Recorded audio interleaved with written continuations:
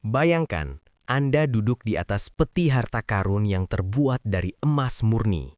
Peti itu isinya berlian, tembaga, dan nikel. Nilainya tak terhingga.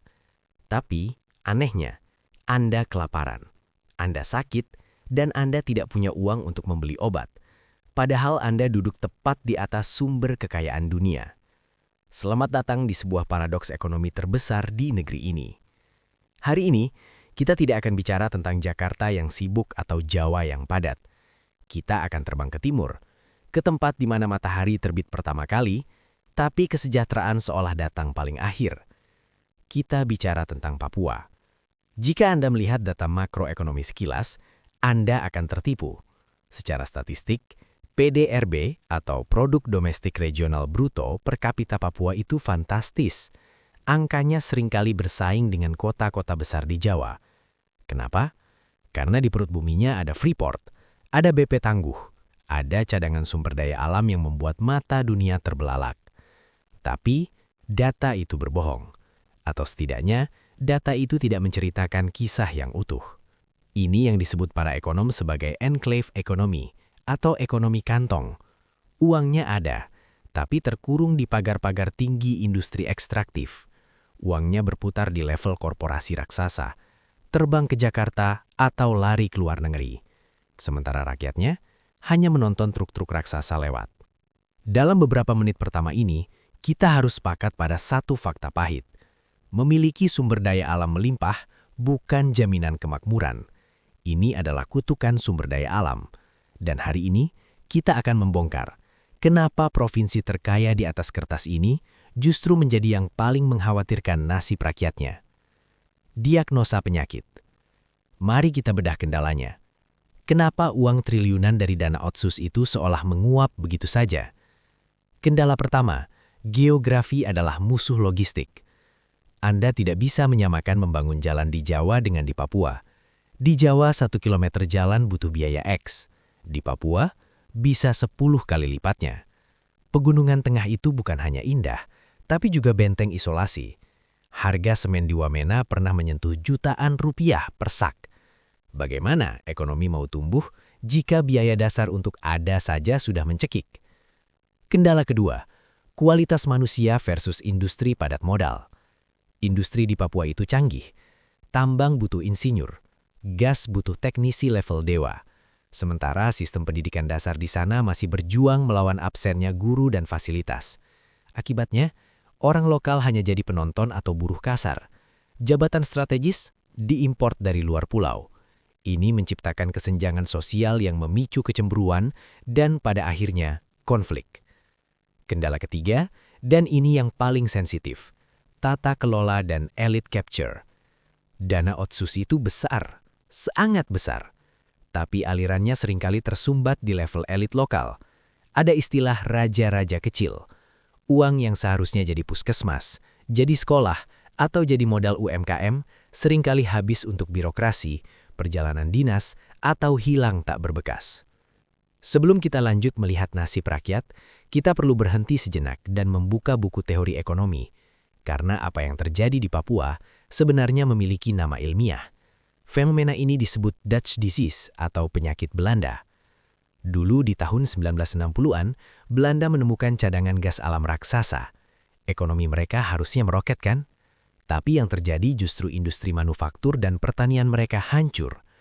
Kok bisa? Ini penjelasannya. Dan tolong simak baik-baik karena ini kunci memahami mahalnya harga pecel lele di Puncak Jaya. Ketika sebuah wilayah, dalam hal ini Papua, mengekspor sumber daya alam, emas, tembaga, dan nikel secara masif, mata uang atau aliran modal masuk sangat deras ke sektor itu. Ini membuat sektor lain, seperti pertanian dan perikanan menjadi tidak kompetitif. Biaya operasional naik gila-gilaan mengikuti standar harga tambang. Bayangkan ini, seorang petani sayur di Wamena harus bersaing mencari tenaga kerja. Tapi tenaga kerja lebih memilih jadi buruh kasar di proyek tambang atau konstruksi yang gajinya standar dolar atau standar proyek nasional. Akibatnya, si petani harus menaikkan upah, menaikkan harga sayur. Akhirnya, harga sayur lokal lebih mahal daripada sayur import yang diterbangkan dari Surabaya. Inilah kenapa Papua terjebak. Sektor tambangnya terlalu seksi, sehingga membunuh sektor real kerakyatan. Kita terlalu sibuk menggali lubang, sampai lupa menanam benih. Data membuktikan, wilayah yang terlalu bergantung pada SDA cenderung memiliki institusi pemerintahan yang lemah. Kenapa? Karena pemerintahnya merasa, saya tidak perlu memajaki rakyat, saya sudah dapat royalti tambang. Akibatnya, hubungan akuntabilitas antara rakyat dan pemerintah putus. Rakyat tidak menuntut, pemerintah tidak melayani. Inilah the resource curse yang sesungguhnya. Suara dari bawah, nasib rakyat. Lantas, bagaimana rasanya menjadi rakyat biasa di tengah pusaran angka triliunan ini? Bayangkan Anda sakit. Di Jawa Anda tinggal pesan ojek online ke RSUD. Di pedalaman Papua, Anda harus ditandu, berjalan kaki 2 hari menembus hutan, atau menunggu pesawat perintis yang tiketnya seharga gaji sebulan. Kesehatan di sana adalah kemewahan. Kita bicara soal stunting. Papua memiliki angka stunting yang masih sangat tinggi. Ini ironi yang menyakitkan. Di tanah yang subur, anak-anaknya kekurangan gizi. Kenapa? Karena pola konsumsi berubah. Pangan lokal seperti sagu dan umbi mulai ditinggalkan, diganti rasi miskin atau mie instan yang nilai gizinya rendah karena akses pangan segar mahal.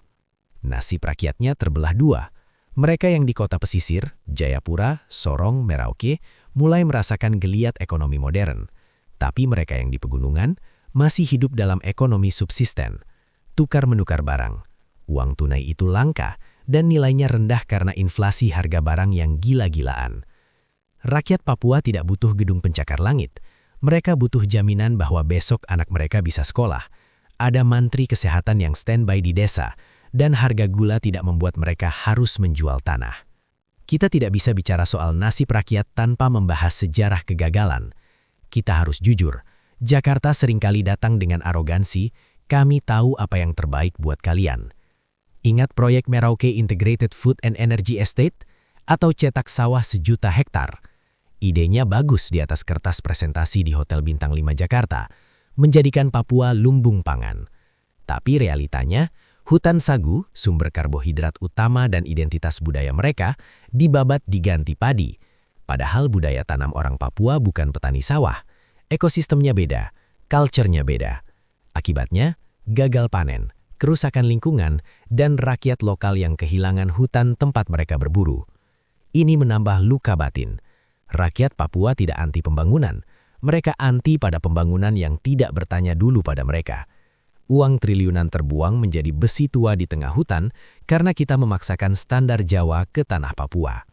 Potensi raksasa yang tidur. Cukup bicara masalah. Mari kita bicara masa depan. Apakah Papua hanya soal tambang? Salah besar. Jika Papua ingin menjadi top provinsi, mereka harus berhenti kecantuan pada tambang.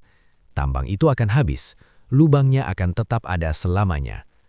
Potensi pertama, ekoturism dan ekonomi hijau.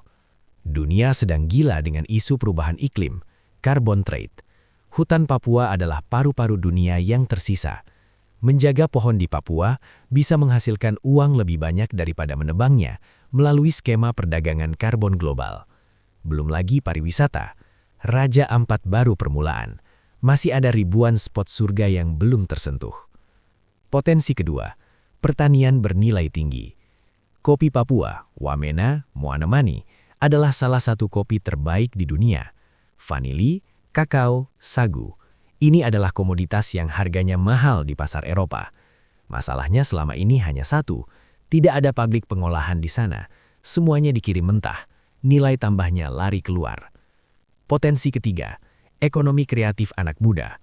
Lihatlah anak-anak muda Papua sekarang, Papua Youth Creative Hub. Mereka jago musik, jago seni, jago olahraga. Ini adalah SDM yang otentik dan punya brand kuat di mata dunia. Jadi, apa solusinya? Bagaimana cara mengubah provinsi mengkhawatirkan ini menjadi provinsi top tier? Saya tawarkan 5 langkah strategis revolusioner. 1. Konektivitas langit dan laut, bukan hanya darat. Jalan Trans Papua itu penting, tapi perawatannya mahal dan lama. Fokuskan pada jembatan udara dengan subsidi kargo pesawat yang masif dan tol laut yang efektif. Pastikan harga semen di Puncak Jaya sama dengan di Makassar. Tanpa penyetaraan harga, ekonomi tidak akan bergerak. 2. Hilirisasi berbasis masyarakat adat. Jangan hanya bangun smelter raksasa yang pekerjanya impor, bangun industri skala menengah yang mengolah kopi, sagu, dan ikan, di mana sahamnya dimiliki oleh koperasi adat. Biarkan mama-mama Papua bukan hanya jadi penjual pinang di pinggir jalan, tapi jadi pemasok bahan baku industri pangan lokal. 3. Revolusi pendidikan asrama. Ini kunci segala kunci. Bangun sekolah berasrama, boarding school, yang masif dan berkualitas internasional di tiap kabupaten. Kenapa asrama?